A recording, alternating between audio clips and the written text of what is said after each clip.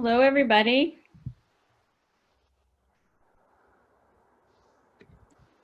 Hi, everyone.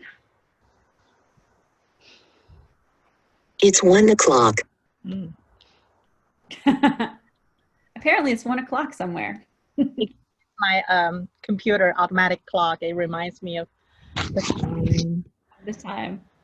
Great. Hello, everyone. Hello. Hi, everyone. So we're going to start in just a moment. My name is Haisu Huang, and Clara Porter and I will be helping Meg during this class. I have a few quick announcements before the class begins. First, a reminder that this session is being recorded. If you wish not to be recorded, please let me or Claire know, or you're welcome to turn off your video. If you need help about how to turn it off, just let me know, send me a message in the chat. And the recording will be made available to everyone who registered for several months, and we'll be monitoring the chat for questions, so feel free to text us during the session. And WMAF decided not to charge anything this year. However, that means that our wonderful instructors are volunteering their time to teach. If you are able to donate any amount, please do. And 90% of Virtual Camp donations will be passed onto the instructors. You can do this at any time via the link that I'm about to send in the chat. You should be able to see the link now, and thanks for considering it. Finally, reminder of our ground rules for sessions. First, everybody is welcome, as long as they're here to participate and learn. And second, share the air, limit yourself to what needs to be said, and please unmute yourself if you'd like to speak. Third, speak only for yourself and order differences with others. And four, the last one, take care of yourself. Prioritize physical safety, emotional health, and uncomfortable growth. So I'll pass the floor to Meg. All right, thank you. My name is Meg Stone. I'm the director of Impact Boston. Really glad to see some folks here today. Grant writing is a real passion of mine, and it's really something that I feel very strongly about sharing with other empowerment self-defense practitioners, because I think the more of us that are applying for grants, the more that our work is going to be recognized as a cause. This workshop will involve some PowerPoint, as well as some group brainstorm. We have some breakout groups planned. You know, people are welcome to turn on your video at any time. You may want to turn on your video in the breakout group. You may just be like, forget it, I'm not turning on my video, and that's cool. But please, in a group this size, it is completely fine to shout out questions if and when you have them.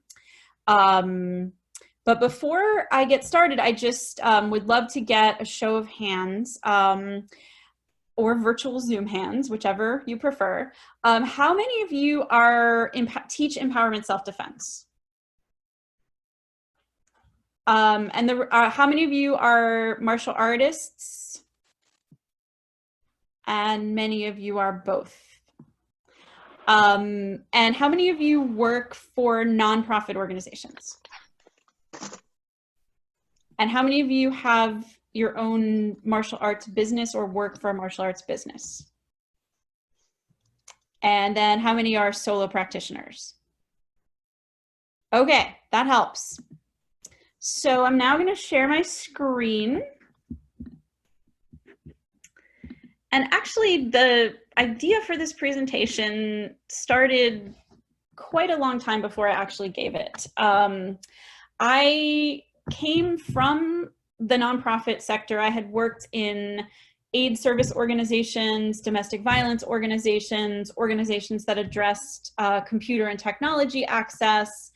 And probably about 15 years ago, when I started working for Impact, I went to do something that I had done many times before. I went to our local grant makers library and I started researching to try and find grants to support the work that Impact Boston does. What I found was pretty surprising to me. I found that every other nonprofit that I'd ever worked for had really clear fits of which funders supported that type of work. There's a universe of funders that support technology. There's a universe of funders that support healthcare, domestic violence, AIDS, so many different types of causes. But actually asked the grant makers librarian, the person who helps people find resources to apply for grants, well, what I do is I teach self-defense. Where does that go? And she kind of looked at me like, why are you here? And the closest that she could come to it was crime prevention.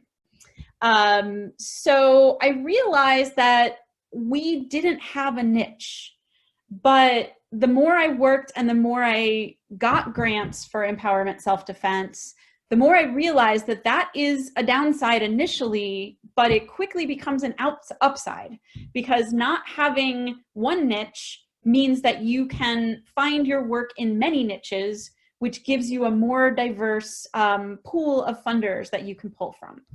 Of course, the challenge with that is how we communicate about what we do to that pool of funders, because oftentimes the way that we talk about self-defense among ourselves is not something that funders recognize as a charitable cause that they would fund.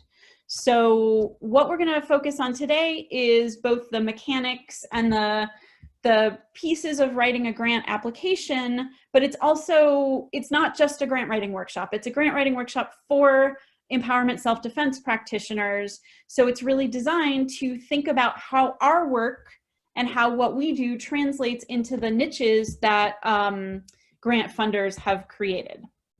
So when you are writing any grant application, ultimately what you're doing is you're making a case for your work. You're trying to convince somebody who has decision-making power over money to give that money to you. So the first thing that you have to do in defining that case is really clearly defining what the need or what the problem is. Usually the problem is gender-based violence, violence against women, violence against people with disabilities, violence against people of color, many other variants of that. And then explain why we are the solution. There are hundreds of proposed solutions to every problem. And there are hundreds of proposed ways of meeting every need. So the key is like, yes, here are the statistics. Then the reason why empowerment self-defense is a solution to this problem is because research shows that empowerment self-defense programs reduce sexual violence or some other variant of that. And then this is the one that, we forget at our peril. And when I'm editing my own grant applications, almost 20 years later, I'm always going back and making sure that I have this one. Not only do you have to be the solution to the problem, but you have to be the solution that the funder is looking for. Every funder has very different priorities and very different goals and missions and visions. So not only do you have to make a case that empowerment self-defense is the solution to the problem, but you have to make a case that empowerment self-defense furthers this foundation's goals of helping people with disabilities integrate into their communities, or helping women become more powerful in the public sphere. Whatever it is that they're doing, empowerment self-defense has to be a means to their goal, because that's going to make them want to support it. So I'm going to go over now some basic terms and some basic features of applying for a grant. I know that people on this call have many different levels of experience with grants, so please feel free to shout out any questions you have, and feel free to let me know if you need more or less explanation. So very, very basic. A grant is an award that's usually money to a nonprofit organization that is designed to be used for a specific purpose. So a grant is different than somebody paying your organization money to teach them empowerment self-defense. That's more like a contract. But a grant is somebody giving you money and saying, we're going to give you this money to do this good thing in the world. A foundation is an organization that makes grants. Some foundations, all they do is make grants. Other foundations, that's called an independent foundation. That's an organization that their whole purpose, either they raise money from the public or they have money from some wealthy individual who has left them money. And they are a nonprofit organization that exists primarily or exclusively to give away grants. An operating foundation is a foundation that does two things, that gives grants and then they run their own programs. So they have a mission, they have a vision. Like, for example, they're a hunger relief organization and they run their own food pantry, but then they give money to other organizations to do other hunger relief efforts. So there are some foundations that are also nonprofit organizations in their own right. And oftentimes an operating foundation, making sure you're aligned with their mission is even more important because they are in the field as well. The other major type of foundation is corporate.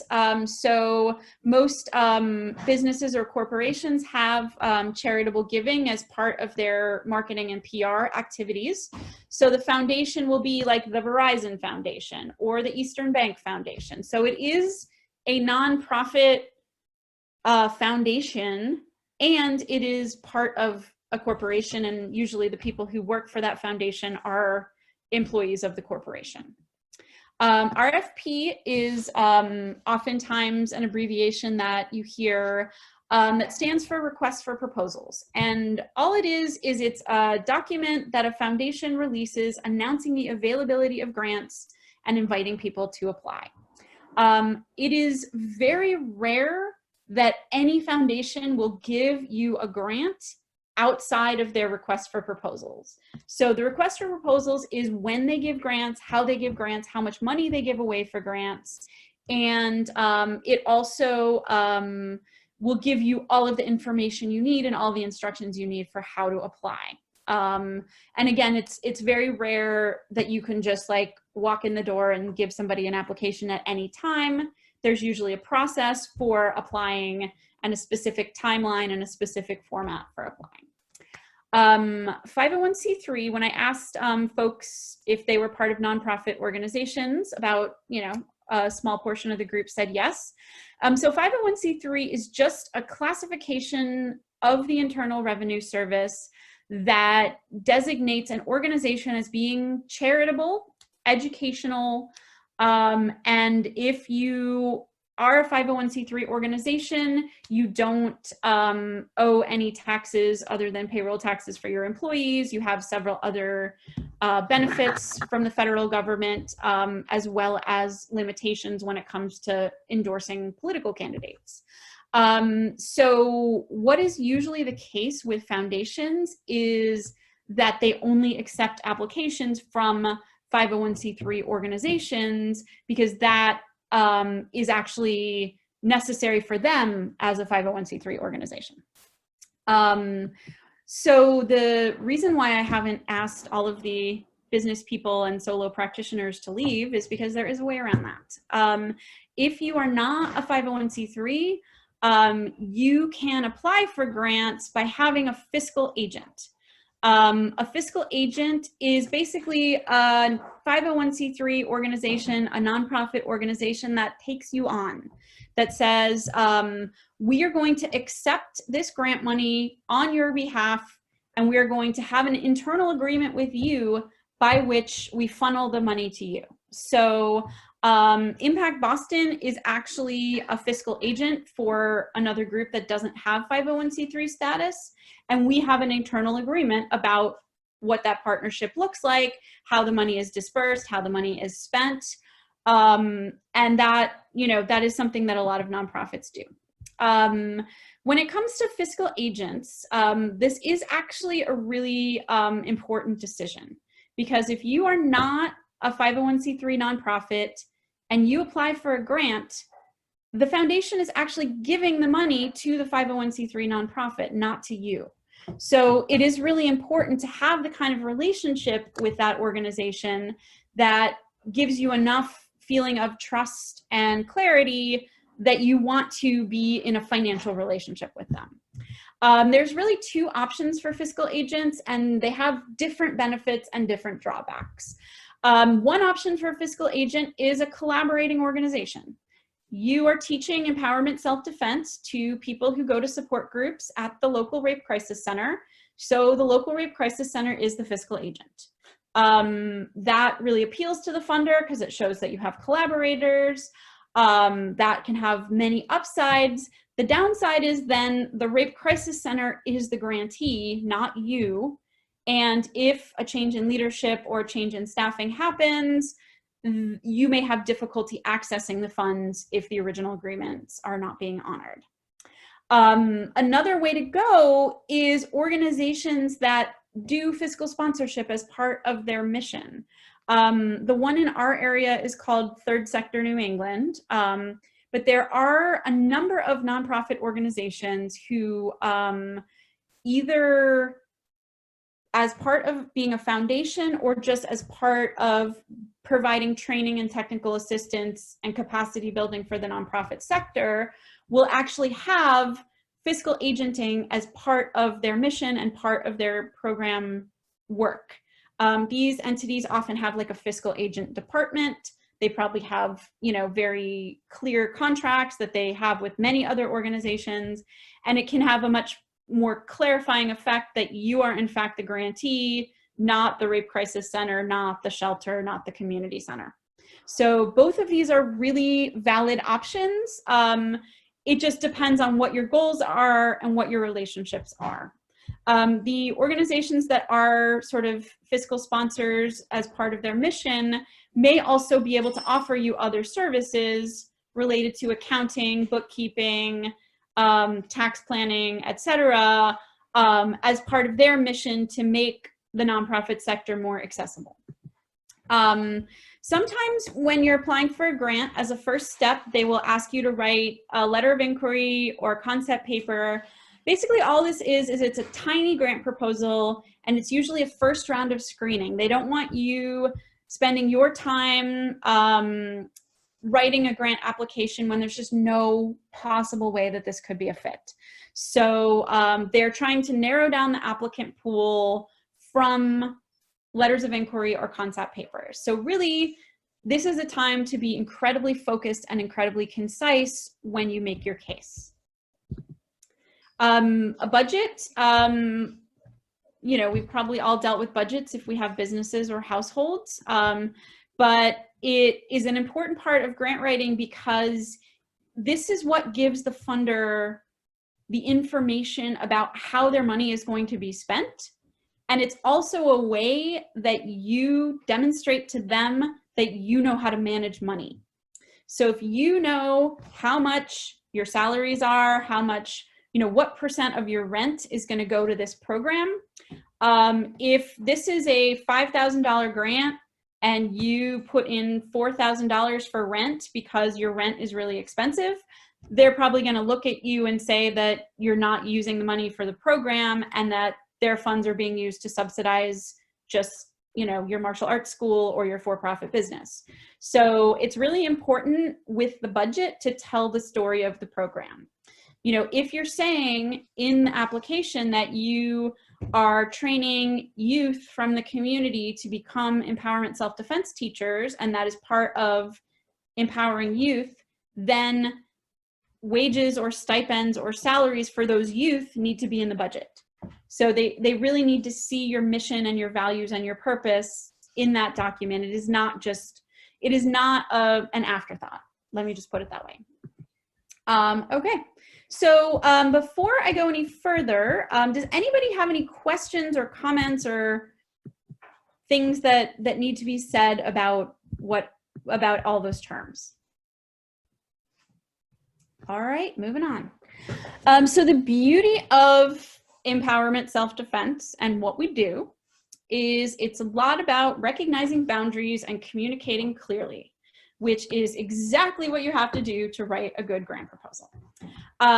So what I like to remember when I'm doing this is that when I read a funder's document about what they fund and what they don't fund, I just think of all the times that I've taught people about boundaries, about setting boundaries and about recognizing boundaries, because it's really the same thing. So as skilled empowerment self-defense instructors, what's really key is to recognize and respect the foundation's boundaries. So I'm going to stop this share and start another share. And what we are going to do is we're going to look at a sample of funding guidelines, and we're going to actually have some discussion about what this funder's boundaries are. So feel free to unmute yourself. Feel free to type in the chat. You know, with this number of people, I'm perfectly comfortable with people just volunteering and shouting out. Matt, it looks like we have a question in the chat. Sure. Asking if the procedure is going to be the same in Canada. Yes. Yes.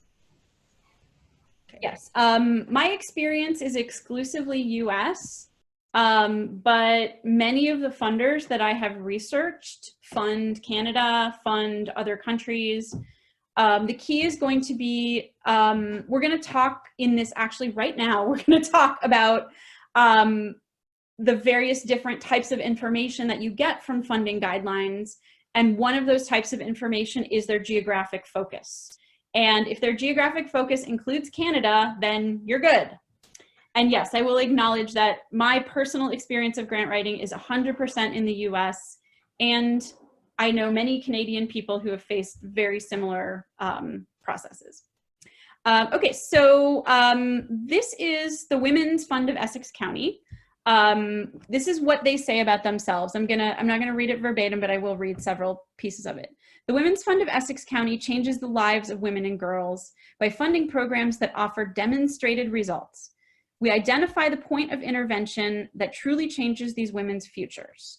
So looking at funding priorities, what you see under funding priorities is three sort of general areas of program. The first being economic self-sufficiency and security, and then college, staying in school, STEM, employment, financial planning, homelessness solutions. And then under health and well-being, safety, security, gender, language, cultural barriers, and then leadership and empowerment, addressing leadership barriers. So this is sort of the yeses. If we think about boundary setting as empowerment self-defense teachers, there's a lot of like, it is okay with me if you give me a high five. It is okay with me, you know, like, yes, we want you in this grant portfolio if you have this focus. Some of the things that you will often see in a similar call for funding guidelines is you will also see the no's. You'll see, we don't fund outside of Essex County. Being the Essex County Women's Foundation, you could be 100% aligned with them, but if you are not in Essex County, you're not gonna get funded. Oftentimes there are things like, we do not fund individuals, we do not fund capital campaigns, we do not fund, you know, like I was like madly in love with this foundation that I looked at a few weeks ago, and then they said, we do not fund the United States. And I was like, oh. Okay then, I guess I'm not madly in love anymore. So it is really important when, you know, in the first part of our research, to actually use that lens that we are teaching the world about as empowerment self-defense teachers, of communicating, understanding, respecting boundaries. So if your program fits the yeses, that is a good prospect.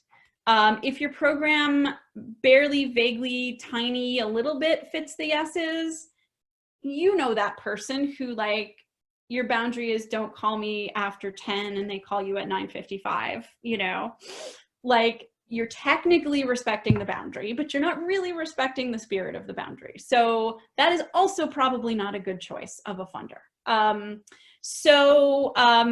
What we want to do is we want to find foundations that are 100% in the yes zone of what our program is. You know, if people use the green, yellow, red frame for empowerment self-defense, the people that are going to fund you are the people that are in the green, and probably not even all of them. You know, the occasional yellow will happen if you know somebody on the board or something, but so really kind of looking for and respecting those boundaries. So yeah, that's great. We know how to read funding guidelines, but where do we actually find funders? Probably the most sort of comprehensive resource to find funders is the Foundation Center database. So this is a database that has listings for many different kinds of foundations, and you use keywords to search this database for them. The database itself is incredibly expensive to join, but most public libraries have access to it. Obviously, this slide was not written for COVID times, but in normal times, you can go to your public library and access the Foundation Center database for free. You can also go, if your city has a grant makers library or an associated grant makers organization, then that also might be a really good place to look. The other, at this point in my life, I get most of my grant leads from listservs. Prevent Connect is the National Sexual Violence Prevention listserv. If your state Sexual Assault and Domestic Violence Coalition has a listserv, or if there's any other listserv that just has grant announcements and other types of announcements. I think about half to 60% of the grants that I've gotten in the last couple of years have come off of listservs. The other thing to do is look at similar organizations and look at their websites and see who's funding them, and maybe that's a fit for you. Okay, so you found a call for proposals. You're looking at a funder that you think all of the boundaries match up, but here's some sort of things to make sure that you are being aware of. So the first is being aware of what the funder's mission, goals, and priorities are. It's not going to be an exact match for your mission, because otherwise they would be you. But if you are offended and appalled by the way they understand violence, the way they understand safety, if even, for example, they fund self-defense, but they fund very sort of prescriptive, victim-blaming, problematic self-defense, then you may be in a situation where you're being asked to do things that you philosophically oppose. You want to be similar to their past grantees.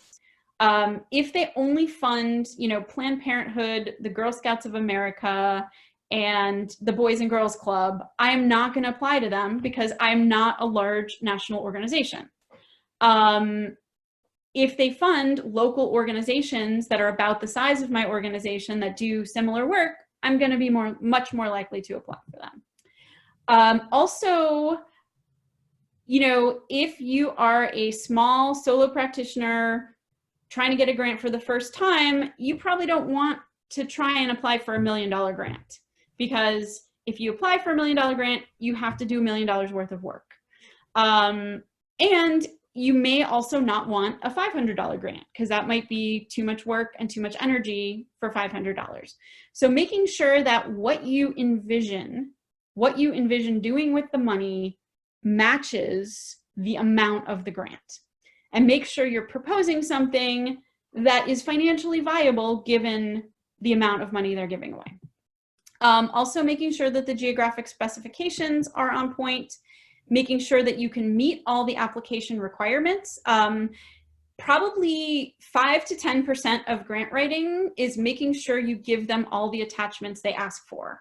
And it is literally a not insignificant amount of work to make sure you have all the documentation that the funder is asking for and you have it uploaded in the right way. So making sure that the application, like the funder has boundaries, but you have boundaries too. I am not going to spend 10 hours and upload 50 attachments for a long shot for an amount of money that is not worth it. So really making sure that that is clear. All right, so these are some, things that you can think about in terms of, is your work a fit? Are you like their other grantees? Are you comfortable? Like funders are more corporate than us and more conservative than us. That's just the way it is.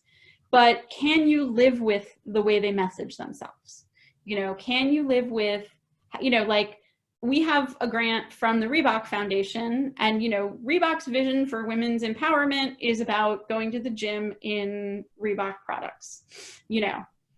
That is not my vision for women's empowerment, but I can live with that. Like, women going to the gym and buying things from a company that's going to give that money to Impact Boston so that we can do programs for abuse survivors is perfectly fine with me ethically. If it was like the fossil fuel industry, it would be a very different conversation. So making sure that the criteria are consistent and that you can live with the funder's mission. And again, just making sure that you are enough like what they've previously funded that they would look at you and recognize you as a viable prospect. Because even when you're a perfectly viable prospect, they have so many more applications than they have money to give away, that is not a guarantee that that you will get funded. Okay, so I think I'm funny and I think I'm adorable. You may not, and that's fine. But what I have done is I have made up foundations and nonprofits. And what I would like folks to do is, I guess I'll just, in the Zoom format, I'll just read them aloud, and then we'll just ask the group whether you think this funder is a good choice for this nonprofit. So the first fund is called the Progressive Media Fund, which supports film, video, and television projects that advance social justice work. We consider projects that bring attention to social justice organizing efforts or conditions of oppression. Our particular focus is racism in urban areas. So here's the project. An independent filmmaker working on a documentary about the disproportionately high incidence of childhood asthma in Roxbury, a mostly African-American neighborhood, and its links to environmental pollution. So, should this independent filmmaker apply to the Progressive Media Fund? Yes. Why?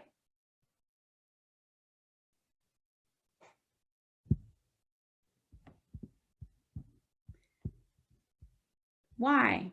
I can't see the chat, by the way, so if there's stuff in the chat. Nobody knows why? Someone wrote in the chat, yes, and someone else wrote, it is social justice, and that social justice... It's environmental justice. Yes. Yeah, go ahead. Exactly. Oh, and look, now I can see the chat. Cool. Cool. All right. Yes, social justice. Yes, it is an environmental justice issue. And what's a really good point is that this independent filmmaker would have to emphasize the social justice aspect of this. This would not be a time to write a very public health centered proposal. But that proposal could go to a different funder, and we'll talk more about that later in the training. All right, the next one. The Safe Communities Foundation supports school-based education and training programs about domestic violence. We support educational initiatives that build ongoing relationships with schools and provide lengthy multi-session training programs to youth ages 11 to 17. We are looking for organizations that have rigorous, evidence-based curricula for youth and a strong focus on training and education. The SCF does not fund direct services or programs that provide one-time educational presentations. So, as an ESD practitioner, I say that's my funder setting a boundary. So, Safe House Inc. provides emergency shelter to domestic violence survivors and their children. Safe House additionally provides individual counseling, a 24-hour hotline, and educational presentations in schools, religious organizations, workplaces, and community groups. All right, what do you think? No. Why not? It's not curricula. And it's not ongoing. It's not ongoing. It's direct service. It's direct, right. It's So, direct. and this is the challenge. Because oftentimes, yes, direct service, I saw some no's in the chat. What is really, like, the reason why this example comes to mind is that so often it is very tempting when you see a gender-based violence, violence against women, or violence prevention fund that we automatically are like, oh my God, that's me. I'm totally applying for that. And I have to say that, like, of all of the grants that Impact Boston has gotten over the past, like, let's just say 5 years, probably 15% of them are gender-based violence funders. It is not always a fit just because you're working on the same issue. And oftentimes you have a better chance if you're if you're in a lane of one. We get a lot of grants from disability funders because we have an impactability program for people with disabilities, and we are the only applicant in that funder group that looks at abuse and violence and does programs related to abuse and violence. So when you are the only person in your lane, you look really good. So oftentimes being, again, a lot more careful and strategic about when you see something as a fit. Looks like I have a glow on me, so I'm gonna kind of move over here. I'm not in my house, so I'm just hovering by the modem of where I am. Okay, I'm gonna skip that one because I think we've already gotten that point. So here's the last one. The Cells and Bells Fund is the corporate foundation of the Walk and Talk Cellular Phone Corporation. Cells and Bells funds high-profile arts and cultural institutions visited by large numbers of potential mobile phone customers. We seek sponsorship opportunities which involve frequent mention of the Walk and Talk corporate name and extensive visibility of the Walk and Talk logo. So the organization is the Museum of Mainstream Art is seeking sponsors for its upcoming exhibition, Straight White Guys Who Painted a Retrospective. All sponsors of $10,000 or more receive advertising space in our event program and prominent display of a corporate banner in the exhibit hall. MMA exhibit attendance averages 10,000 people and includes large groups from 30 professional associations based in the greater Boston area. What do we think? Is this a good fit? Okay, that's the obvious question. Now, let's drill down a bit. Why is this a good fit? What information did this applicant give this funder to make them see that it was a fit?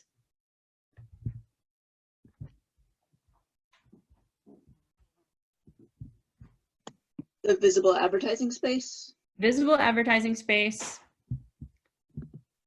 Yes, advertising is in the chat. Anything else? Number of attendees. Number of attendees, large numbers. Yes.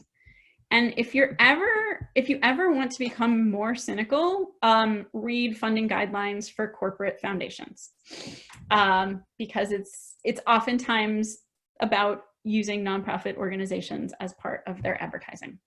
So again, that is a philosophical choice that we all make in different ways for different corporations. So again, when the foundation is a fit, you do what they want to fund and you don't do what they don't want to fund. That being said, if you have 5 programs and only one of them fits their funding guidelines, that's great. Just apply for that program. I worked at an AIDS service agency, and there was an AIDS nutrition program for HIV positive people. And that program got grants from hunger relief funders.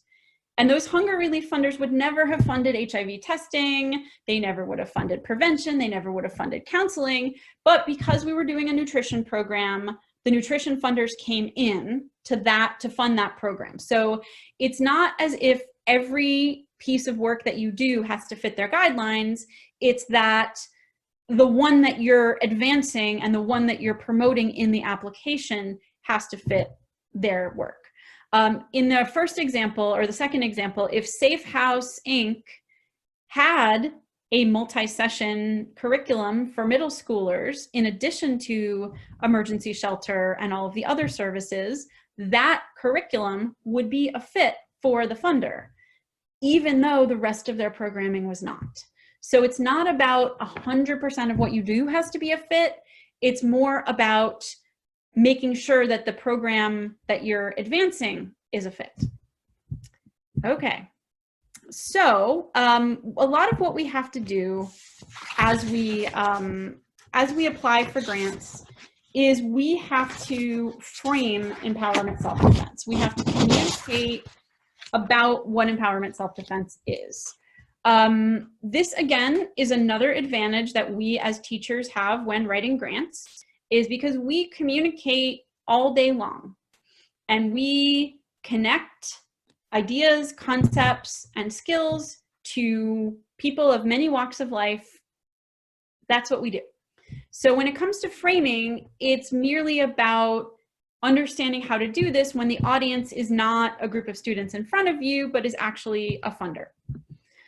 So basically what a frame is it's a storyline and a way of communicating about your work that makes it relevant to a particular audience. There's a different way I talk about empowerment self-defense to feminist, LGBTQ, anti-oppression activists than private schools that are more conservative.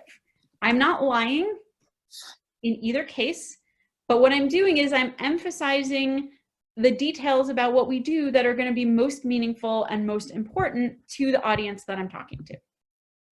So framing is a challenge for every cause, for every issue. There's like whole industries that teach nonprofit leaders how to communicate with the media and funders and government entities. So that is not unique to us. What is unique to us is that there are a lot of ideas about what we do that do not reflect us, and those ideas do not sound to funders like things that they fund. So usually when people think of self-defense, they think of, either firearms and guns, or they think of a martial arts business that does not sound to them like a charitable cause. If you're dealing with a more progressive or feminist decision makers, there's often sort of the stereotype that self-defense is victim blaming, or that it's like individualized, that it's not about social change, that it's about individual, betterment or whatever. Also, a lot of mainstream funders, people who fund things like food banks, Head Start programs, Boys and Girls Clubs, very kind of mainstream nonprofit causes, will look at us and kind of not understand how that is a cause. So a lot of what we have to do is we have to communicate about what we do in ways that are different than we would communicate with each other, in ways that are different than how we would communicate with our students, and for some of us in ways that are different between how we communicate within our communities or our other networks. So being aware of these frames and being aware of how to communicate about empowerment self-defense in a way that makes it sound like philanthropy, makes it sound like a charitable cause, is going to be key to attracting funders. Okay, this is much more fun in person, but we're still doing it over Zoom. If there is something that I love almost as much as empowerment self-defense, it is musical theater. And here you see me singing in a piano bar back when such a thing was possible. Much like empowerment self-defense, musical theater is loved by a small and enthusiastic group of people who love it very much, and misunderstood by a much larger group of people. And what I have learned by decades of people's eyes glazing over when I talk to them about show tunes is that if I make certain choices about how I communicate about my love for show tunes, I am much more likely to reach people. So I have asked Shay, who is the program coordinator of Impact Boston, to volunteer with me to demonstrate some choices I could make about communicating to people about musical theater. So Shay, what kind of music do you like? Reggaeton. Oh my God.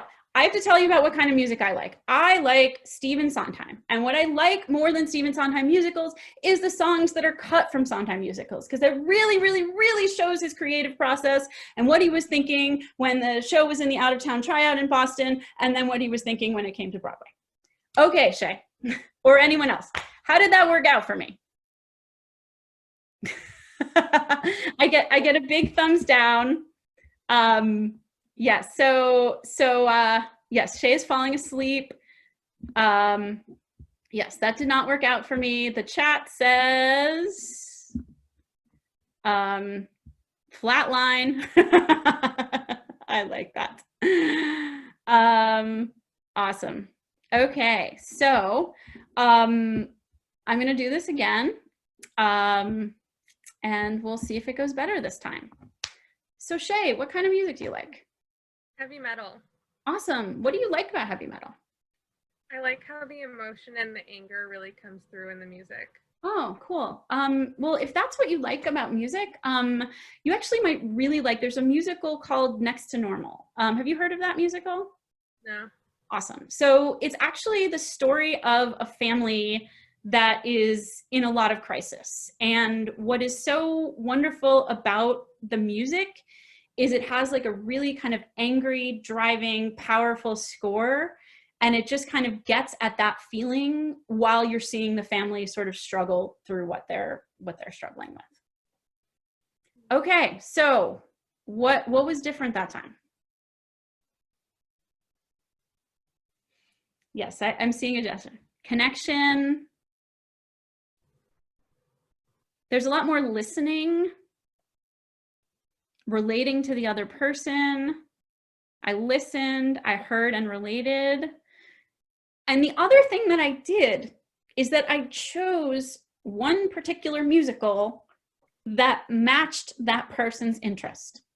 Next to Normal won a Pulitzer Prize and should have won the Tony that year, but it is not every it is not every musical. Like Next to Normal is a particular type of musical that has a particular style of music that connects to someone who likes heavy metal. Clara.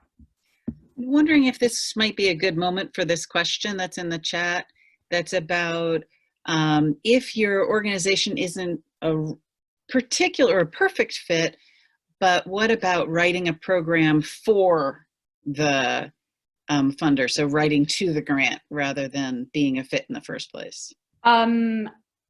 That will come up in a later part of the presentation. Like I literally have a whole place where that goes, but thank you. But so back on sort of listening and communicating. Okay, so what I'm doing in the second example, and like literally that, like I'm really thankful to all of you for enduring that. I've been looking for an opportunity to talk about musical theater in a professional presentation for 10 years, and now I have it. I chose one musical out of all the musicals that I could have chosen.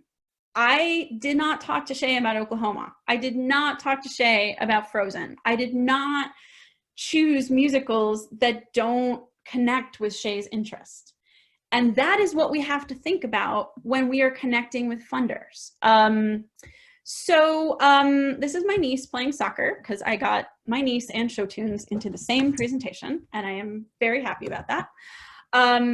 And I realized that when we think about framing anything, we have to think about who could care about it and how we would communicate differently to the different types of people who might care about it. So imagine you have two types of people. One of them is a male youth sports advocate, somebody who really sees the importance of youth sports, but doesn't really see that there's any difference based on gender. That's one person that you could potentially communicate with.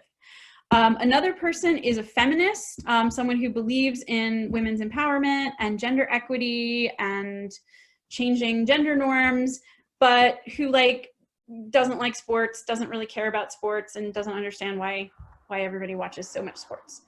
So what I'm going to do now is I'm going to share a different document on my screen.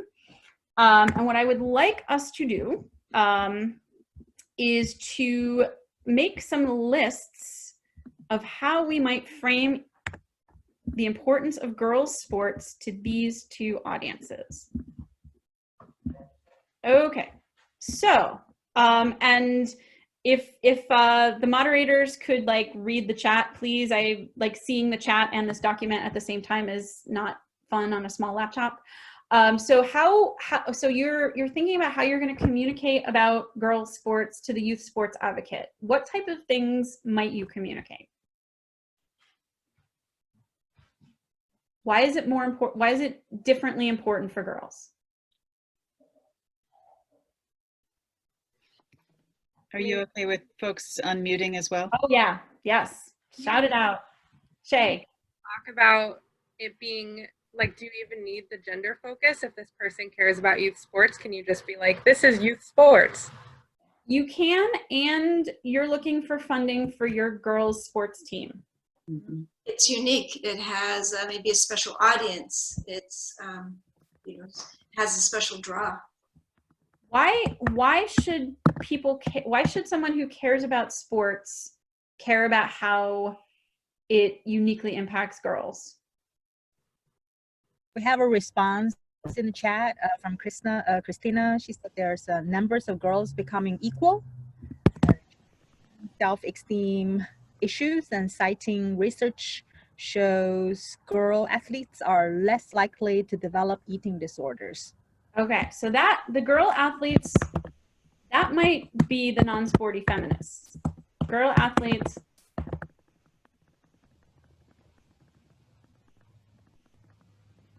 Because the non-sporty feminist cares about girls and gender equity. The youth sports advocate cares about sports.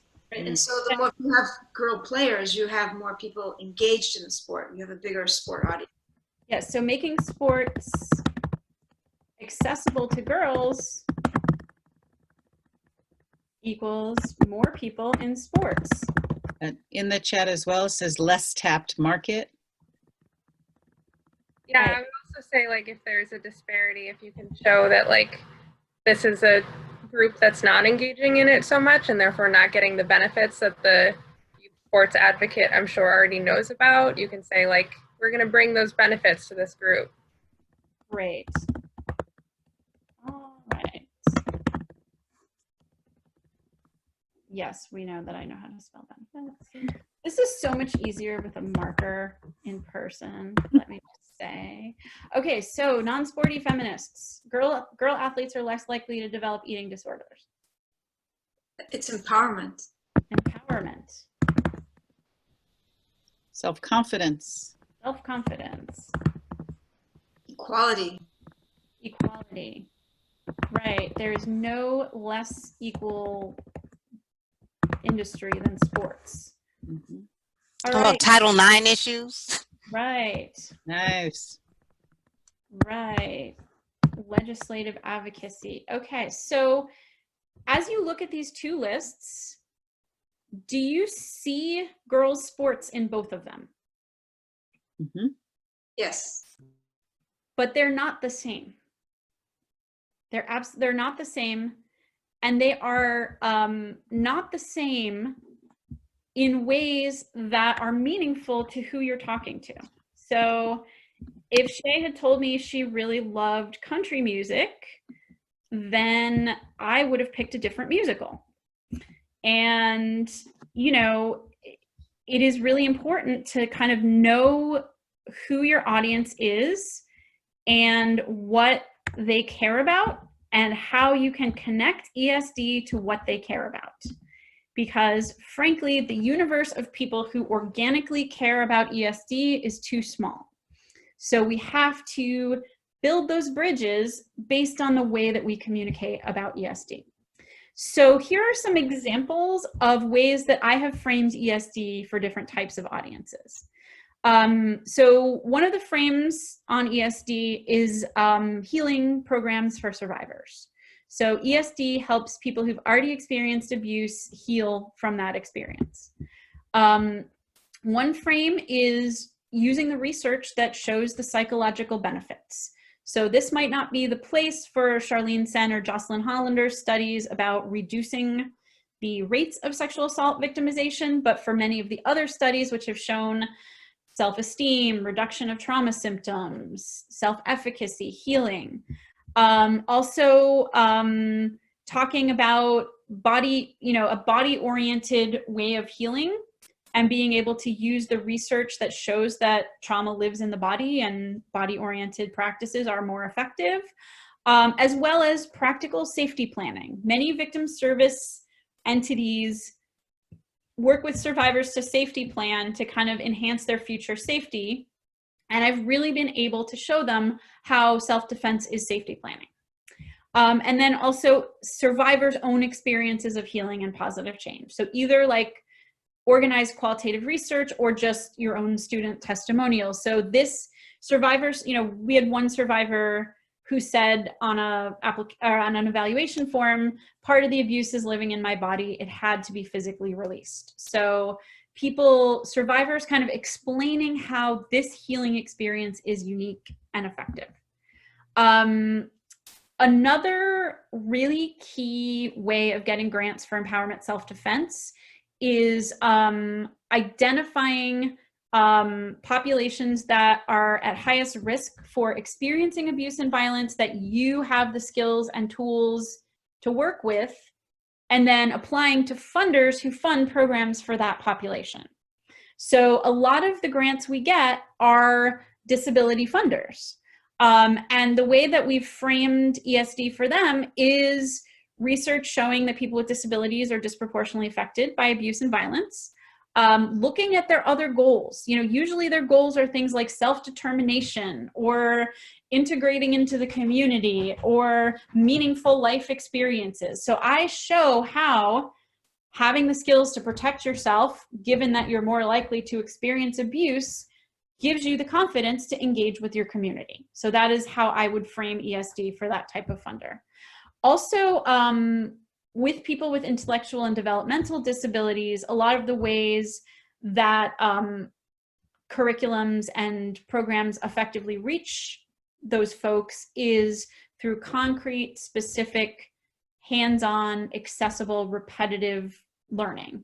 And what I've been able to do is show that ESD is experiential and concrete and not abstract, and therefore we are teaching people a skill that they can access rather than pondering the media portrayal of violence the way that another violence prevention initiative might do that might be less accessible.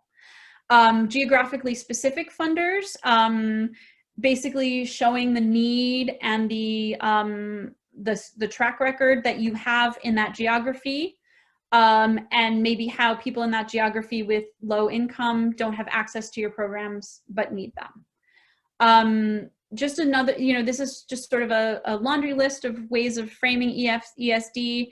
It's communication, life skills, healing, safety planning, stress reduction, many, many different frames. Again, sort of looking at what the funder is interested in and what you actually do. Okay, so are people up for some breakout rooms? Yes, no, maybe? Yes, okay. So I am now going to ask our fabulous moderator, I think Clara. Clara is going to put 3 files into the chat. And what they are is they are 3 different actual sort of sections of the funding guidelines for 3 different funders. One is Fuller, which is a youth at risk funder. And these are kind of the niches, like there's no niche that says empowerment self-defense. Like maybe sometime we'll see a day where I will see empowerment self-defense in grant guidelines, but I'm not holding my breath for that day. Fuller is the first one, and that's youth at risk. Then the second is the Essex County Women's Fund that we worked on earlier. And the third is a fund that was specifically for underserved victims of crime. So what I'm going to invite everyone to do is we'll take about 8 minutes in breakout rooms. This will not be time to write a whole grant proposal, so please do not put that pressure on yourself. And what I would like the folks to do in the breakout is to go through the funding guidelines and talk about what type of ESD program you would pitch to that funder. And how, like, either like how you would communicate about what you already do, what aspect of what you already do you would pitch to them, or how you would communicate to them. Okay, so Clara, can I actually turn it over to you to ask you how you would like to organize people to go into breakout rooms? Sure. So if you were, Meg, I think you were saying that people could choose. So if maybe I could ask you to let me know who raises their hand to this question. Who would like to be in the youth at risk breakout room? And we can take, let's say, five people. Youth at risk. All right, Nikki. All right, Nikki. Daniel says no preference.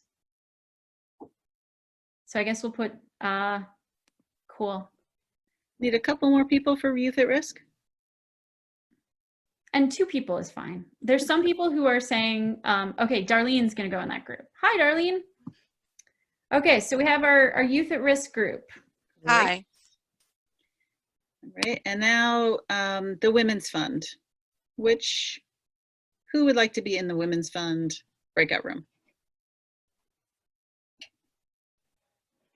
Hi, Sue. Okay. Anyone else? Shay can do, Shay says either. Okay. That's fine if it's Hi, Sue and Shay. And then, Adriana, you want to go in that one too? All right, let me just. Right. Shay and Adriana. Okay, and then the underserved victims of crime. Everybody, okay. Anybody want underserved crime victims? I have Koti, Francesca, Julie, Michelle, Roberta. Anybody want something different? So I guess maybe put Michelle in youth because that one is smaller, if I'm remembering correctly. And then am I correct that everyone else is not going into a breakout room? Okay, cool. So let's actually do 7 minutes in breakouts because that took a minute. And then people will report back as they see fit. So I'm opening the rooms. have at it. So you'll see an invitation and just go right on in. It might be hiding behind something. It's usually at the bottom of your screen.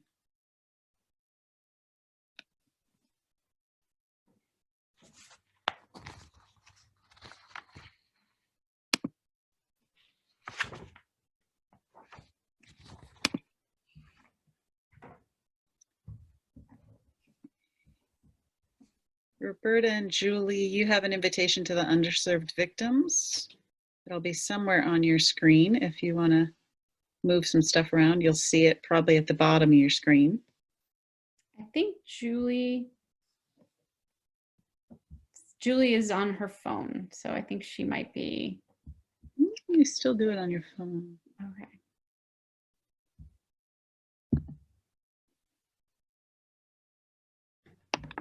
Do you want me to move anyone in there? Because right now we have Koti and Francesca only, or is that fine? Just have a few people. I mean, if you want to message Adriana or Shay and see if they're willing, I mean, we got that grant, so they know about it, so that might not be useful to them to Leave it to people, that's fine. So in 7 minutes would be like It 5. we sent them. Yeah. Cool. So you want us to close it at like 11 after, 12 after, something like that? Do you mind doing 10 after, just because I want to more thoroughly answer the question about making up a project for a grant? Yeah, did you see that question in the chat? Yeah. Okay, Yeah, cool. I have a piece about defining the project, but I think because of that question, I will share my own experience of that decision tree, because it is something I have done, and it's something I've chosen not to do, and Yep. it's something I've been perfectly happy about, and it's something I've regretted. Super common. Yes, it's super common. Super. And funders are really good at seeing through it. Yeah. Like, not all of them, but a lot of them. Yeah, we had something recently at the Women's Fund where an organization who serves LGBTQ A+ youth applied, and it was great. It's a great program. It's really great, and we fund, lots of programs like that. And they said nothing about the specific benefits to female identified youth. Yes. Yes. And we were like, yeah. Yep. We actually did fund them because we know them, and but we were just like, okay, in the future. Yes. And we have been rejected by funders that will fund Girls Leap because we're not an all girls organization. It's an interesting quandary. Yeah. You can't assume that there's somebody on the board who's going to like help the rest of the board members figure it out, which has been my role with LGBTQ stuff, particularly trans stuff. Yeah. And there's a particular funder that we have that had to do that with self-defense. Like, she really sold the rest of the decision makers on self-defense as a alternate victim, like as a non-traditional victim service. Yeah. Like, that was definitely, that took some selling. Yep. But yeah. It's funny, like, I know there's only 3, like that moment when you send people off to like the Zoom ether, like it feels like 100 years. Like it just feels like 100 years. And this is all being recorded, so. Hello, NWMAF. It feels like 100 years when people are in breakout rooms. It's true. But I would imagine that like a person watching this would fast forward through this part. Hi, everybody. I will not perform any show tunes. I will only discuss. Come on, we've got 3 minutes. All good show tunes are longer than 3 minutes. Have you ever gotten funding from, you know how a lot of corporations or national funders, the board members often have discretionary grants? Sometimes that for us has been an in. Yeah. Gotta know the person. We've gotten like corporate affinity groups, and we've gotten the disability affinity group, and we've gotten the working parents affinity group, which I have no idea why that's a thing, but I mean, I'm really glad that working parents have an affinity group, but it just, I was like, I mean, I guess like they hired us to do a kids class and they liked it and then they funded us. So that's probably why it is. But we've never gotten a women's affinity group or like anything like that, which is, again, very interesting. The other thing that I find very interesting is corporations will either give us a grant or hire us to teach a class, but they will not do both. Do both. That's interesting. Yeah. Like Reebok, Eastern Bank, they fund us, but they would never hire us. So many others, like we'll go in and we'll do this like 3-hour intro, but then we're not a cause, we're a vendor.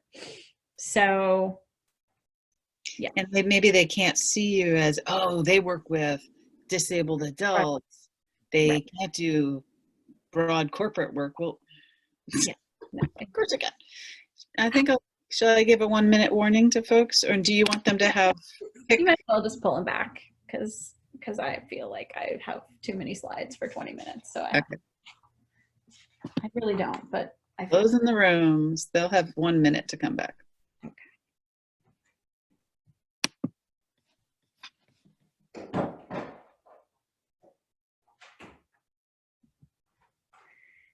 Mal has been exploring this place that we're staying, that we arrived at 3:30 or 3:25, and then I got right on Zoom. So I've been, because Mal had to do a virtual kids show in our apartment. So then when the kids show was over, we drove here.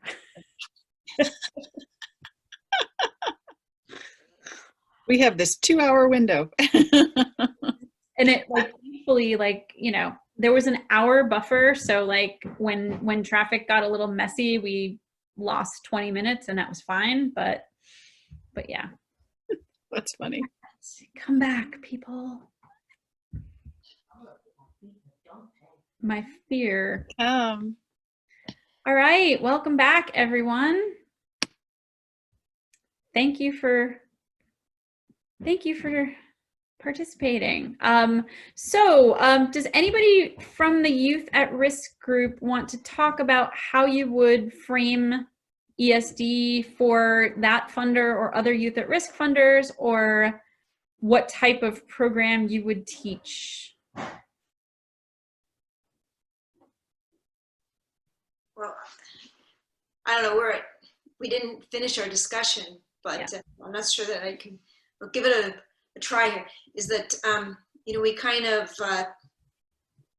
we kind of ran with the peer leadership, outdoor adventure, education aspect of helping youth. We said we'd probably want to focus on one, all of us are smaller kind of groups, and so we'd focus maybe like on teens, for instance. We'd frame it in the empowerment self-defense, for instance, in that, you can think of going out to nature as a challenge, or has the same kind of challenges as, walking down the street in an urban setting. So you have to be aware of what's going on. You have to be careful. You have to take precautions. You have to set limits, and, so this idea of safety and everything. And I don't know, guys, what else did we say? That was kind of the gist of kind of what we're getting at. Peer leadership in the sense of allowing them to take what they learn and pass it on to other groups, or using confidence building exercises as a form of leadership, that kind of thing. Cool. Thank you. Yes. All right. The Women's Fund group.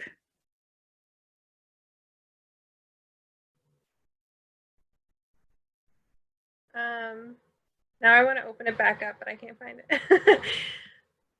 We talked about how there were 3 categories that they were looking for you to fit into one of them.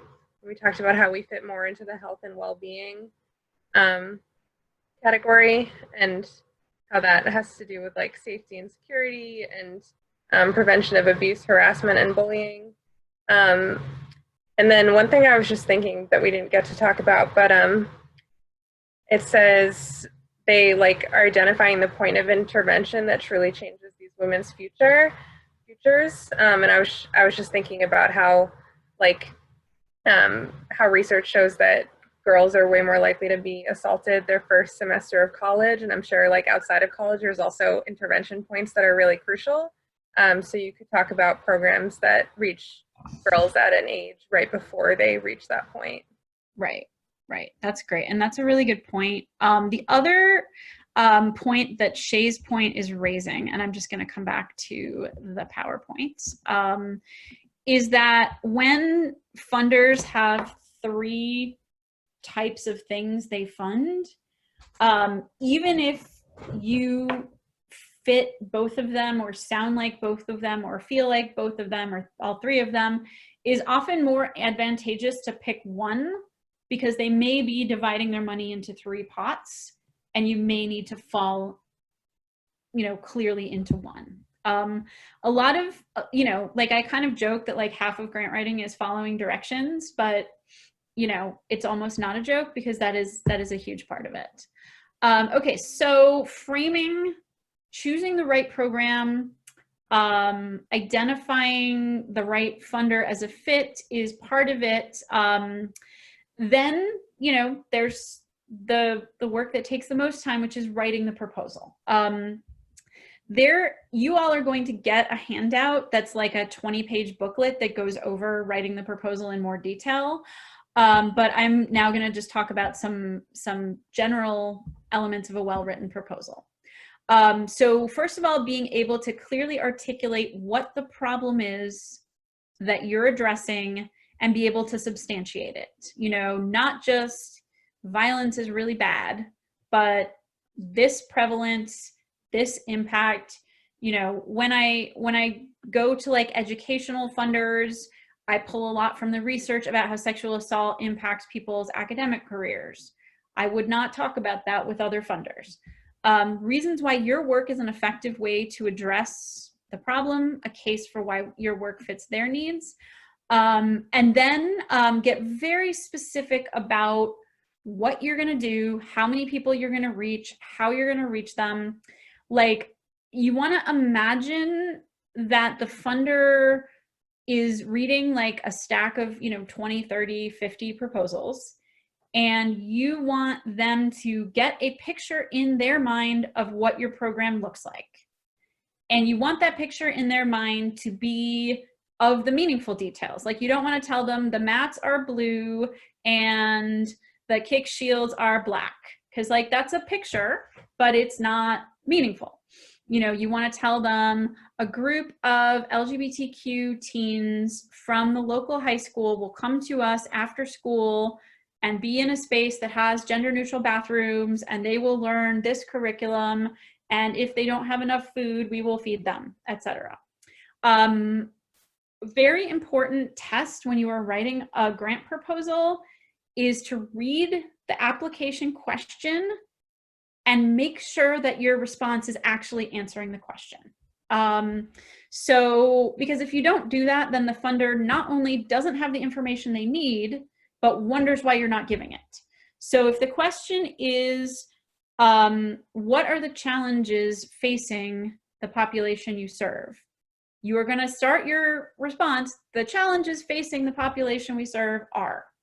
You know, this is not like the Great American Novel. Like, just, you know, be clear, answer the question, but also be descriptive enough that the funder can actually picture and visualize and imagine what this program is. And then, you know, sort of what the money is going to be used for. So the connection between your program and actual expenses that they're going to give you money to cover has to be clear. So 2 people are going to teach this class. If you say that in the narrative, the budget has to have 2 people's salaries. We are going to provide transportation. Either you explain who is donating transportation, or there's a budget line for transportation.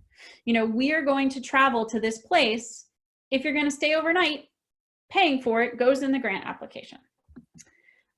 So some really important, you know, like grant writing, you know, writing grants is, you know, there's nothing sort of straightforward or easy or perfect about it. You know, we are in a world where capitalism impacts our good work in ways that are not always the most optimal. So things that you do want to consider is learn to, if you're going to be seeking grants, learn to understand your work in specific definable projects. So if you're teaching ESD out of a martial arts school and you do ESD sometimes as part of, you know, this belt class or that belt class, you may need to work toward a way of identifying a definable empowerment self-defense class.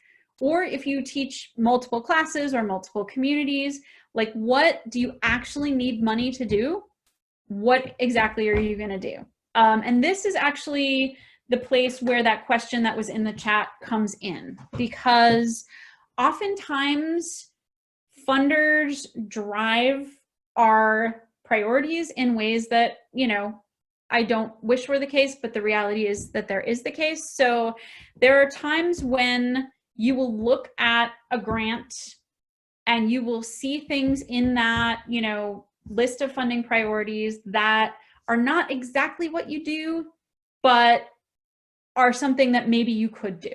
So in terms of sort of tailoring your work to a funder, there's absolutely no perfect magical way of deciding this, but I'll just give a few notes from some times that I have made this calculation.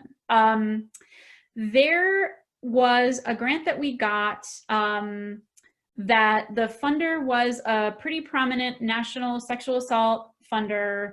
And what they wanted from their prevention programs, one of the things they wanted in their prevention programs was prevention programs that were relevant to sports.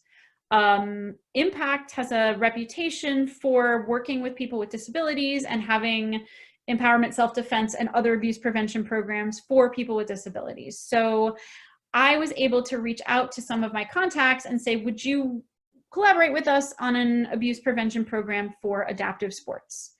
And it got funded, and then it got funded again by a different funder because it was the only sexual assault prevention program for athletes with disabilities or for adaptive sports. That was absolutely not, you know, what I would have done with that time if I had not wanted that grant.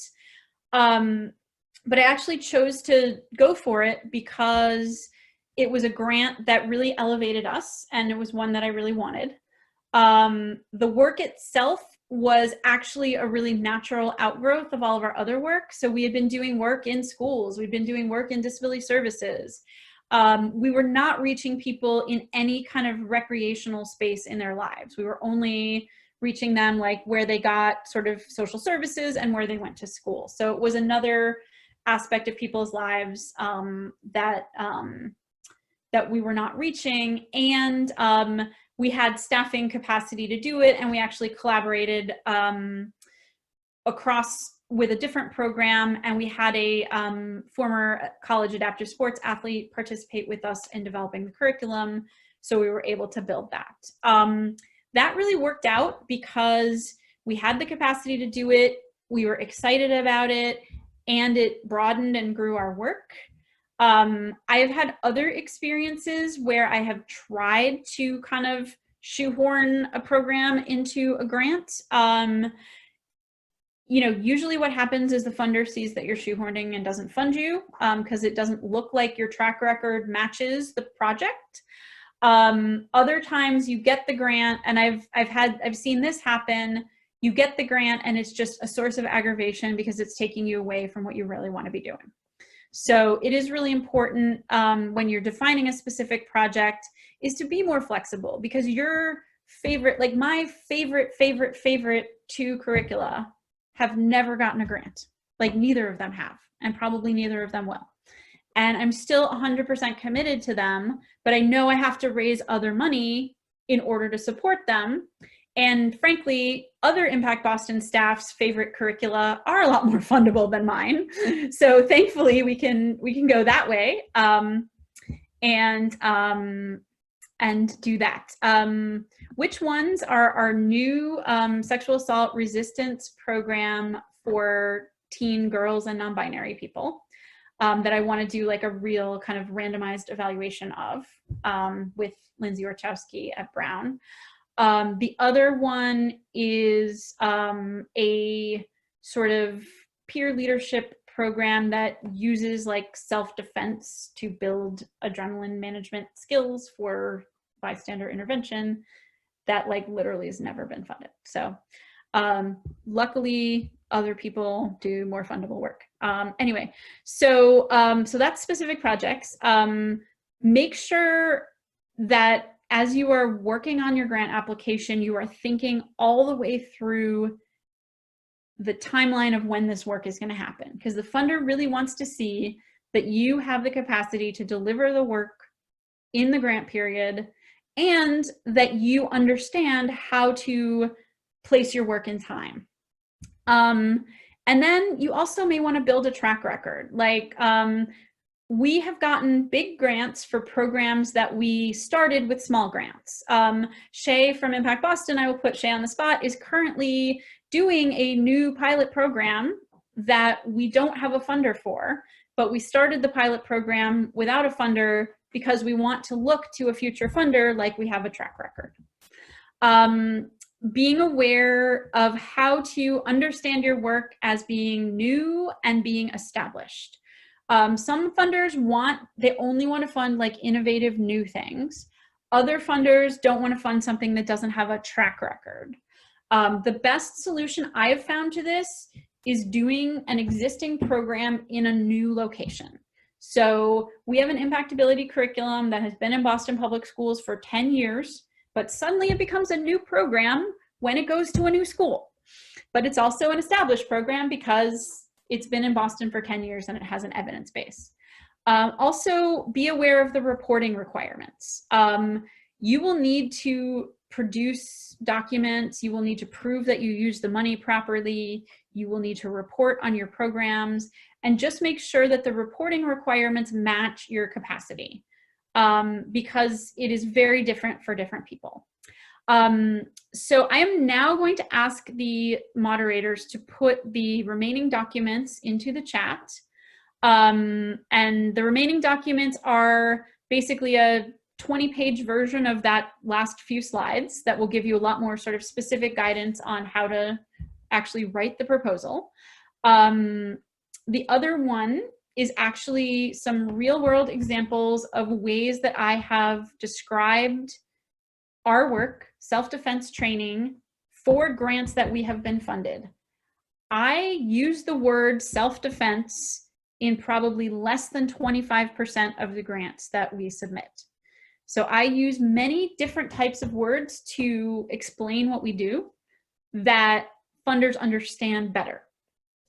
Or I will use a different kind of word and then I will say, this is called empowerment self-defense. And then the third document is just the slides.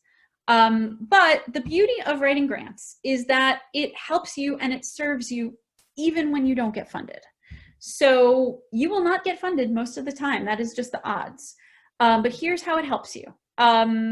It helps you make sure that you are planning your programs. The process of having to explain step by step how this program is going to work will usually help you know what you need to plan and what sort of planning you have. This should be obvious by this point in the training, but framing what you do for different kinds of audiences, understanding the costs of your work, and then any time that a funder is willing to talk to me after they've rejected a grant, that is such a gift. So being able to incorporate feedback and knowing when to change what you do based on feedback and when not to change what you do based on feedback. So really being able to metabolize feedback and make decisions about your future work is incredibly helpful. All right, so that is the wonderful world of empowerment self-defense grant writing as I understand it. We have a couple of minutes for questions, and then I'm going to turn it back over to, I think, Haisu for closing things. There's a question in the chat. Do you always ask if they'll give you feedback anytime? I always ask. I always ask. They're busy. They rejected 100 people and they funded 20. So they're not gonna spend their time chasing you. But I always ask, and sometimes they say no, but when they say yes, either I hear the feedback and I apply again and we get funded, or I hear the feedback and I move on to a different funder. We got a grant like last year, and that funder rejected 3 previous applications. And each time I sought feedback, and each time I got it, and each time I got closer to a project that was a fit. Other questions?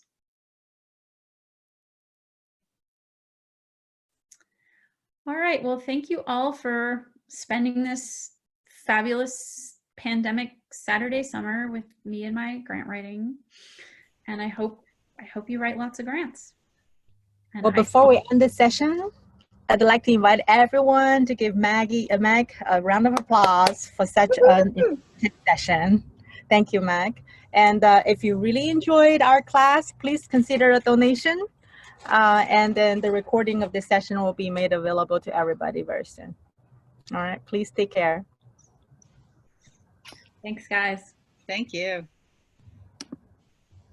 Thank you.